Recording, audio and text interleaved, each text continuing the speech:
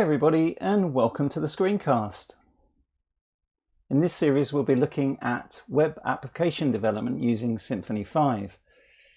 We'll be building a web application from scratch and implementing some common features like user registration, user login and password reset. We'll also be connecting to a third-party API to retrieve some data, and we'll be using OAuth 2 for the authentication for that part. We'll also be adding a front-end framework to make our forms and our pages look good.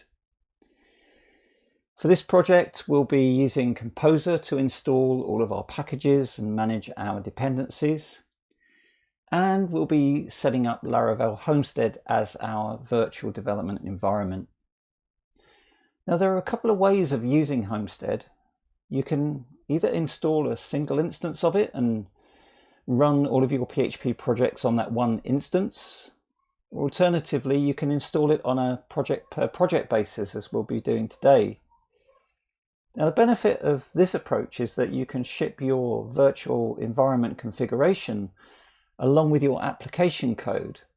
And what that means is that if you're working with a team of developers, that all your team will be using the same versions of software, and that software will be configured in the same way. Now, there are a couple of methods of installing Symfony. You can install something called the Symfony CLI binary, and this will give you a Symfony command with which you can create new projects, as the documentation here shows. But we're going to be using Composer, and specifically the create project command, to create our project today. Now, if you do use the Symfony CLI binary to create your Symfony project, you'd still go on to use Composer to manage your project dependencies after that. One thing to mention at this point is that whenever you're starting a new Symfony project, there's a choice to be made between the two recipes that Symfony provides as a starting point.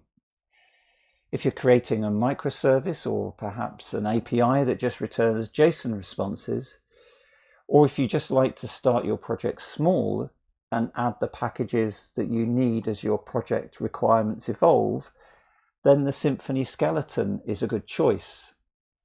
If we have a look at the Composer JSON file for the Symfony skeleton, we can see that it installs a minimal set of packages just to get you going, and the expectation is that you'll use Composer to add the additional packages that you need for your project. On the other hand, if you know you're going to be building a web application that's going to be serving HTML, that you know you're going to be creating forms and handling user-submitted data, that you're going to need some sort of database, then the Symfony website skeleton is the recipe you need. If we take a look at its Composer JSON file, we can see that you're going to get many more packages installed right out the gate.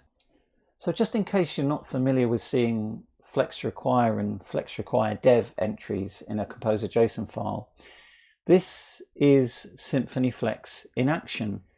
Symfony Flex is a Composer plugin that enables you to install a collection of packages using a single alias. So if we take Doctrine as an example, and assuming we have Symfony Flex installed, we can type at the command line Composer require Doctrine.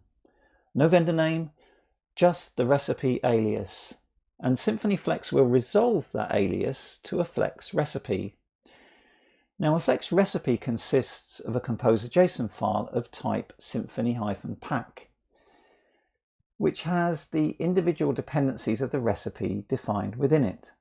And Flex will download those dependencies to your vendor directory just as if you typed those individual Composer require vendor/package commands individually. But not only that, Flex then goes on to install those dependencies, and typically it'll do things such as add any bundles in the recipe to your config/bundles.php file. It'll add entries to your .env file, and it may copy baseline configuration files to either your config/packages directory or your config/roots directory. There's a Symfony Flex recipe server at flex.symfony.com where all of the recipes can be inspected, and we can see, if we search for doctrine, we can see that that's just one of the aliases that will resolve to the Symfony/ORM-pack recipe.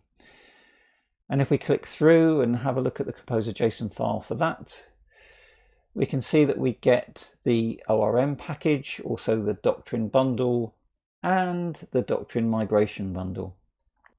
Now, if you want to follow along, I'm going to make a couple of assumptions about what you already have installed. For Symfony 5, you're going to be needing PHP 7.2.5 or higher. As you can see, I'm using 7.3 on my host machine, but as long as you can get Laravel Homestead installed, you'll be okay, because Laravel Homestead will install PHP 7.4 for you. I'm also going to assume that you have Composer installed and it's of a reasonably recent version. You may have to type something different to execute it depending on how you installed it. I'm also going to assume that you have Vagrant installed. We're using Vagrant for provisioning. I'm going to be using VirtualBox 6.1 for virtualization. Homestead will support VMware and Parallels and maybe some other virtualization software, whatever you're using. If it's not one of those, just check the documentation just to make sure that you're not going to run into any issues there.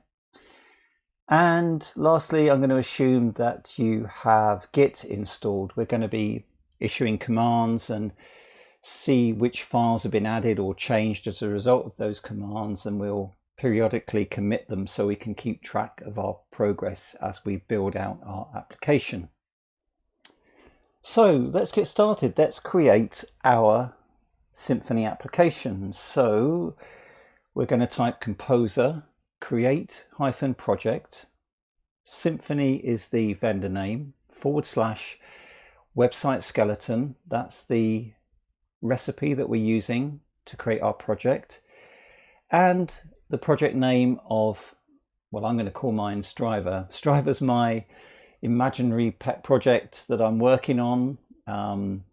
As you've guessed it, yes, the API that we'll be connecting to in a subsequent episode is going to be Strava, and so I'm calling my application Striver. So if we hit return, we should see the Symfony website skeleton gets installed, and that Symfony Flex is installed, and all of the packages for our project are installed in our vendor directory. It shouldn't take long. You can see that most of my packages are installed, if not all, are being installed from cache. And when this completes, we will see some options of things that we can do next. But what we're going to do is to have a look at the files that have been created as a result of our create project command. So if we cd into the Striver directory and have a look at the files, we can see that we have a composer.json file and a composer lock file. These files are files that we'd want to commit to version control. Also the Symfony lock file. This is the way that Symfony Flex keeps track of the recipes that have been installed in our project. We can see the vendor directory, and typically we wouldn't be committing that to version control. We can also see a .gitignore file, and if we have a look inside there, we can see that that is populated with some sensible defaults. So it's fine for us just to go ahead and git init and git add all, and then we can do our initial commit.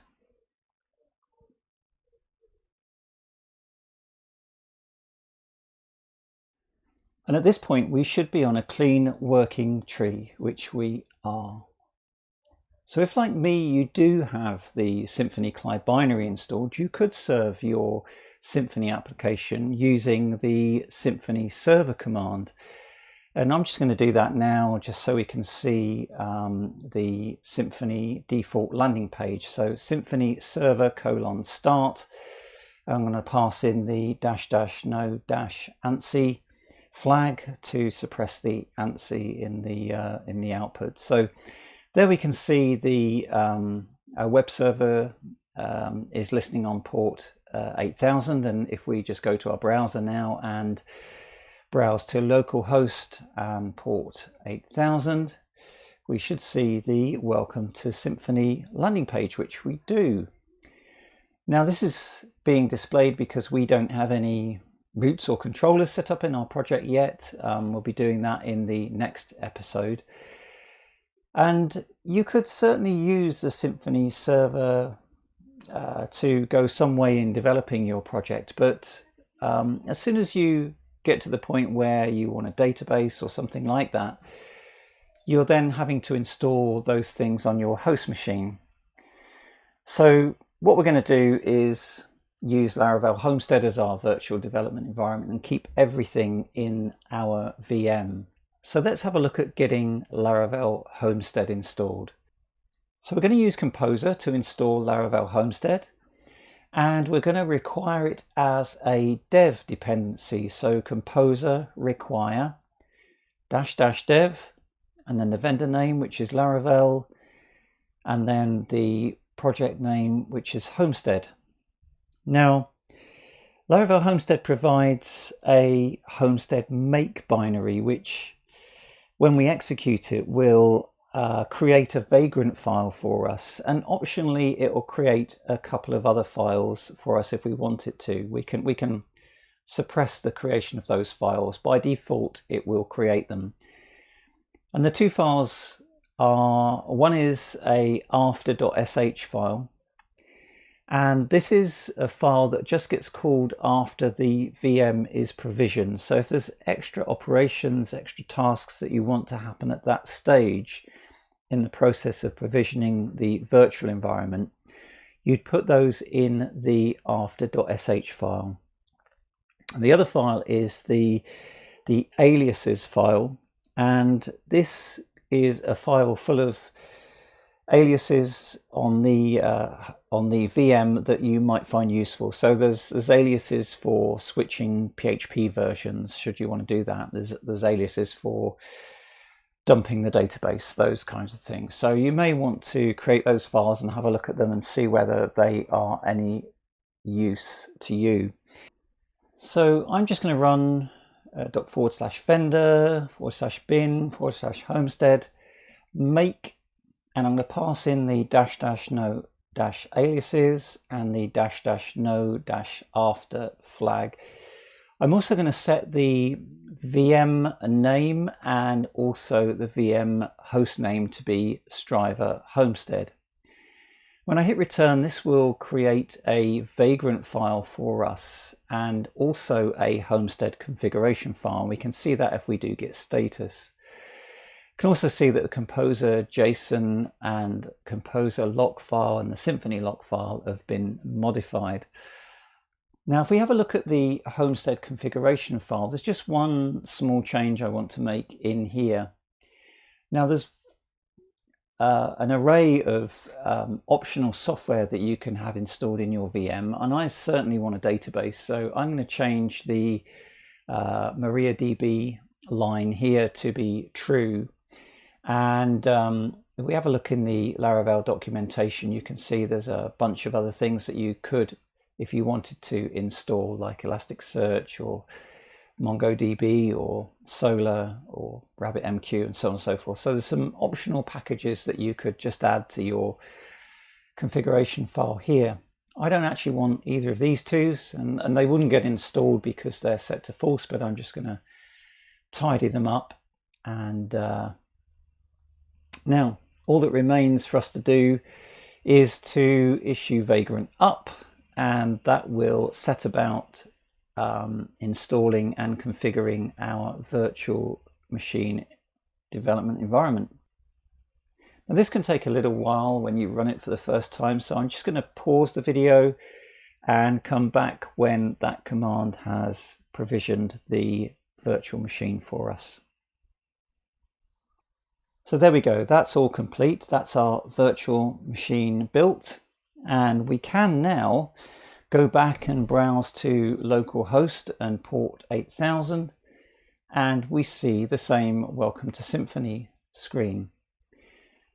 This is one of my favorite features of Symfony. We just refresh the welcome page and we can see we get a slightly different color each time. I just like the way the little touches in Symfony that make it fun to work with. Excellent. Well, I think that's everything for this episode. In the next episode, we'll be looking at adding some routes and controllers, so please do stay tuned and join us for that. But thanks for watching, and see you next time.